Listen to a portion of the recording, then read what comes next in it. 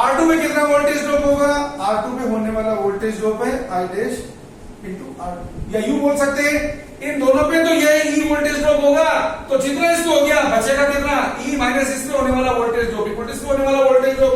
आप यूं भी लिख सकते हैं सीधा E minus I dash into R2, ये किस पे होगा? R2 पे। और याद रखिए दोनों पैरेलल में, तो R2 पे जो क्या है वोल्टेज ड्रॉप होगा, R2 पे जो वोल्टेज ड्रॉप होगा वही क्या है कि कैपेसिटर पे वोल्टेज ड्रॉप होगा। ओके, तो कैपेसिटर की क्या है कि वोल्टेज ड्रॉप कितना है यहाँ पर? जो Q अपॉन C होता है। ओके, Q अपॉन C होता है। अगर यहाँ पर चार्ज कितना आ गया? प्लस Q माइनस Q, ये Q अपॉन C है, जिसकी वैल्यू कितनी है यहाँ पर? जिसकी वैल्यू आएगी voltage drop eight R2। Okay, इस तरीके से क्या है कि अपन क्वेश्चन को सोल्व कर सकते हैं। आपको क्या है कि एक और क्वेश्चन बताते हैं।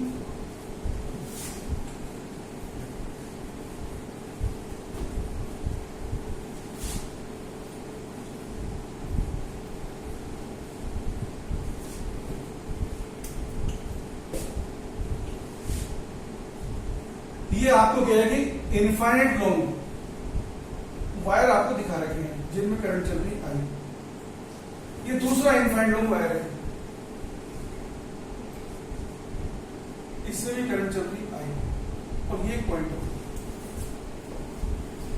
इस पॉइंट O पर ये पॉइंट जो है वो इन दोनों स्ट्रेट वायर की लाइन में है। ये डिस्टेंस D1 है और ये डिस्टेंस D2 है। इस पॉइंट O पर हमें मैग्नेटिक फील्ड इंटेंसिटी बतानी है। देखो ये ऑब्जर्वेशन पॉइंट, इसके लिए सेमी इनफाइनाइट वायर है। क्यों? क्योंकि इसके एक एक्सट्रीमिटी के सामने है, और ये जो स्ट्रेट वायर है ये इसकी लाइन में है। तो बाय सावर्ट लॉ के अकॉर्डिंग ये स्ट्रेट वायर की वजह से तो यहाँ कोई फील्ड नहीं आएगा, क्योंकि जब भी observation point, whenever observation point remains along the length of the wire, then magnetic field remains zero according to Biot-Savart law। तो मैग्नेटिक फील्ड इस पॉइंट ऊपर इस वायर की वजह से आएगा, इस वायर की वजह से आएगा। ये semi infinite direction very important है। डायरेक्शन कैसे निकालते हैं?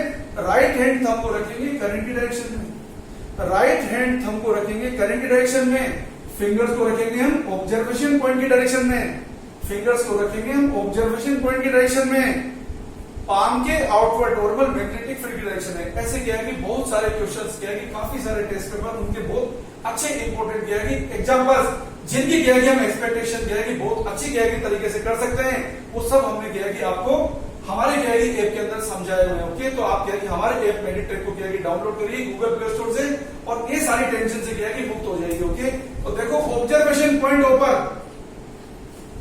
इस वायर नंबर 1 की वजह से कितना फील्ड है? मान लो उसका नाम B1 है, ये कितना आएगा? Mu naught upon 4 pi I upon D1 sine alpha plus sign beta, वो तो क्या है कि हमारा 1 हो गया। ओके, तो सीधा mu naught I upon 4 pi D1, और कितना होगा? डाउनवर्ड, जिसको लिख रहा हूं मैं ऐसे। उस वायर को देखो, ये वायर नंबर 2 है। इस वायर नंबर 2 का फील्ड आएगा अपवर्ड। कैसे आएगा? राइट हैंड थंब को रखो करंट की डायरेक्शन में, फिंगर्स को रखो ऑब्जर्वेशन पॉइंट पे, पाम के outward normal, right hand thumb को रखिए करंट की डायरेक्शन में, फिंगर्स को रखिए ऑब्जर्वेशन पॉइंट की डायरेक्शन में, पाम के आउटवर्ड नॉर्मल मैग्नेटिक फील्ड की डायरेक्शन। तो वायर नंबर 2 की वजह से फील्ड कितना आ रहा है? म्यू नॉट अपॉन 4 पाई I2 अपॉन D2, ये फील्ड है अपवर्ड। अब क्योंकि यहाँ पे क्या है कि अपवर्ड को लिखते हैं डॉट से, perpendicular to plane of paper upward direction में, क्योंकि क्वेश्चन में ये हमको नहीं पता है कि I1 अपॉन D1 और I2 अपॉन D2 में कौन बड़ा है, ये हमको नहीं पता है। ये नहीं पता तो हम ये नहीं बोल सकते कि फील्ड यहाँ पे क्या है कि नेट फील्ड अपवर्ड होगा डाउनवर्ड होगा। हम एज्यूम कर लेते हैं कि B1 सपोज B2 से बड़ा है, तो net field magnetic field vector quantity है, हमने B लिखा B1 प्लस B2, तो B को हम क्या लिखेंगे? म्यू नॉट अपॉन 4 पाई, हम लिखेंगे I1 upon D1 minus I2 upon D2।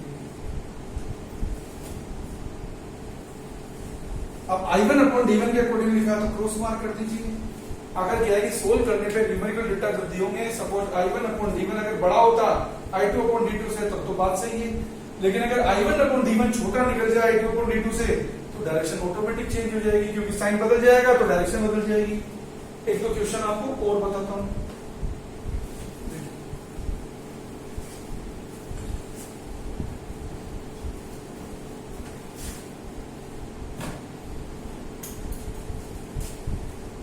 ये आपको दिया है एक डिस्क जिसका मास m है, जिसकी रेडियस r XY प्लेन में पड़ी हुई है।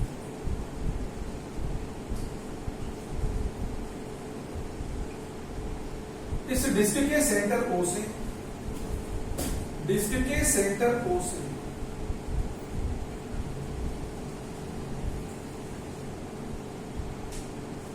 r/2 डिस्टेंस पर r/4 रेडियस की एक छोटी डिस्क कट कर दी है, बाहर निकाल दी है। अब आपको कहेगी ये डिस्क हमारी बची है, ये बची है, ये बची है। अब हमको क्या पूछा है? Find the moment of inertia and radius of gyration of the remaining disc. Find the moment of inertia and radius of gyration of the remaining disc about an axis passing through centre of mass of the original disc. ये बात अब अच्छी तरह सुनना पड़ेगा कि किसके word पूछा है। Find the moment of inertia of the remaining disc about an axis passing through centre of mass of the original disc. ये ओरिजिनल डिस्क का सेंटर ऑफ मास है and perpendicular to plane of the disc. Okay, इसके about हमें क्या है, यहां पे क्या है कि सेंटर मास की पोजीशन बता रही है, मोमेंट ऑफ इनर्शिया भी बता रही है। तो देखो सेंटर मास तो क्या होता है? किसी भी सिस्टम का centre mass of a system of particle is a point located either inside or outside the system about which vector sum of the moment of mass remain zero. Centre of mass body के अंदर या body के बाहर वो point होता है जिसपे क्या है कि सारे मास को क्या है कि अपन कंसंट्रेटेड एज्यूम करते हैं। फिजिकल सेंस में जरूरी वहां पे सारा मास पढ़ाओ या कुछ मास पढ़ाओ, हो सकता है कोई मास भी ना हो। ओके, तो देखिए अब आपको क्या है कि यहाँ पे क्योंकि क्या है कि डिस्क के अंदर क्या है कि थिकनेस तो यूनिफॉर्म है, तो डिस्क का एरिया क्या है कि इसके मास को रिप्रेजेंट करेगा। इस डिस्क की रेडियस कितनी r है, इसका एरिया कितना है πr²। तो देखिए यूनिटरी मेथड से जब एरिया कितना है πr², तो मास कितना है इसका m। जब एरिया यूनिट होगा तो मास कितना हो गया m/πr²। जब एरिया कितना हो गया, जिस डिस्क को काटा है कटी हुई डिस्क की रेडियस कितनी r/4, तो जब एरिया कितना है πr²/16, तो मास सपोज क्या है कि कट पोर्शन में हो जाएगा m', तो कितना हो जाएगा m/πr² into πr²/16। ये कितना हो गया, ये हो गया m/16। ओके, अब आपको क्या है कि सबसे पहले बात बता रहे हैं सेंटर मास के कोऑर्डिनेट निकालने की, जो इस पॉइंट को से बता रहा हूं। एक टेबल बना लीजिए, टेबल बनाना कोई जरूरी नहीं है, अभी समझाना इसलिए आपको बता रहा हूं m और m/16। रेफरेंस पॉइंट से क्या है कि हम कोऑर्डिनेट मार्क कर रहे हैं x और y। y को मार्क करने की जरूरत नहीं है क्योंकि y डायरेक्शन में सेंटर मास चेंज ही नहीं होगा, इसके अंदर पूछा ही नहीं। देखो रेफरेंस पॉइंट ये हमारा, तो ओरिजिनल डिस्क का क्या है कि सेंटर मास का x कोऑर्डिनेट तो यही है, y कोऑर्डिनेट भी यही है, 0 ही है। अब इसका x कोऑर्डिनेट प्लस हो तो प्लस लिखना, माइनस हो तो माइनस लिखना। इसका x कोऑर्डिनेट कितना है r/2, प्लस है, प्लस में लिखने की जरूरत नहीं, तो y कोऑर्डिनेट 0। अब आपको क्या है कि सेंटर मास का x कोऑर्डिनेट, ये सेंटर मास का x कोऑर्डिनेट है रिमेनिंग सिस्टम का। वैसे भी centre mass heavy portion close होता है, अगर उधर कट करोगे तो इधर शिफ्ट होगा। तो देखो HCM क्या है m1x1 माइनस कटिंग है, इसके माइनस करा है minus m2x2 upon m1 minus m। Solve करेंगे डियर स्टूडेंट, तो कितना हो गया mr/32।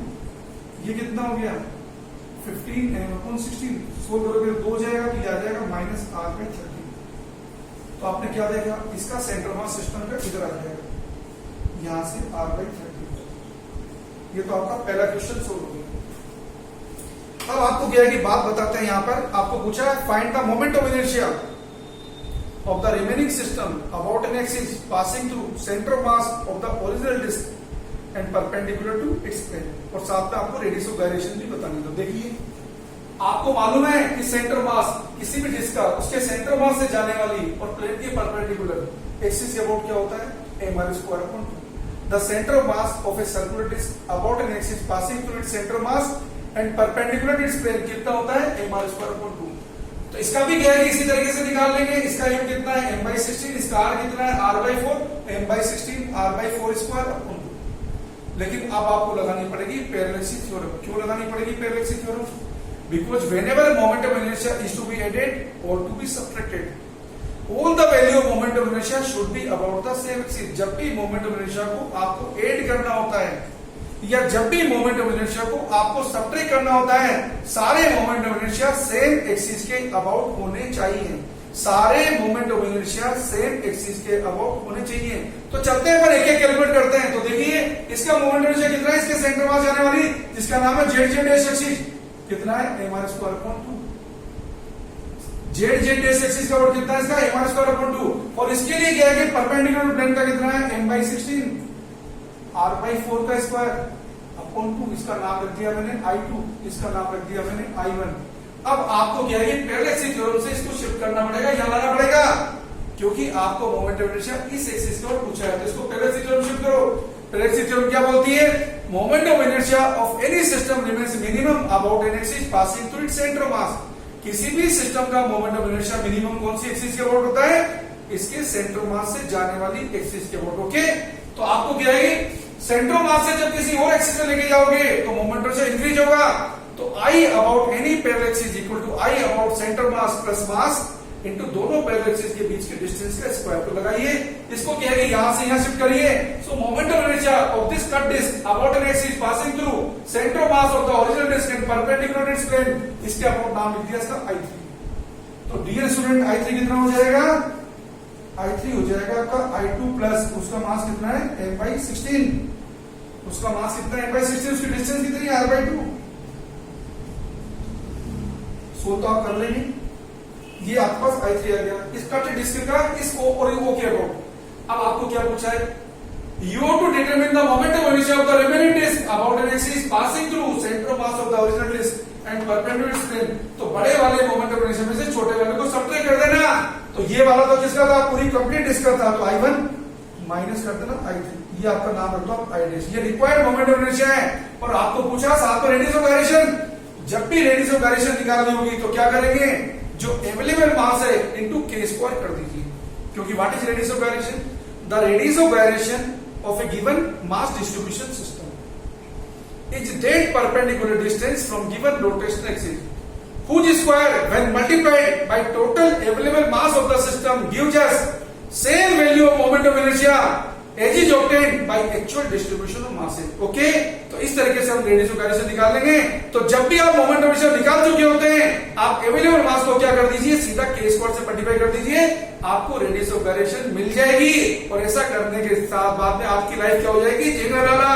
ओके, तो याद रखिए अभी तुरंत क्या है इमीडिएटली इसी इफेक्ट पे आप क्या है कि हमारा ऐप मेडिट्रैक गूगल प्ले स्टोर से डाउनलोड करिए, यूट्यूब चैनल मेडिट्रैक कोटा को क्या है कि सब्सक्राइब करिए, अपने फ्रेंड को फॉरवर्ड करिए। तो हमारा आंसर क्या बनेगा, I डैश मास कितना बचा m/16 into k²।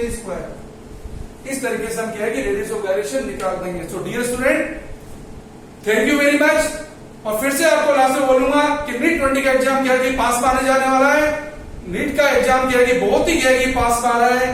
JEE mains के लिए क्या है कि मैं लेक्चर क्या है कि कल दूंगा। आज के लेक्चर को क्या है कि और बेटर क्या है कि अंदर जाने के लिए और बेटर पेनिट्रेटली स्टडी करने के लिए गूगल प्ले स्टोर पे क्या है कि हमारे ऐप को क्या है कि डाउनलोड करिए मेडिट्रैक। ओके, और सब्सक्राइब करिए। Thank you very much.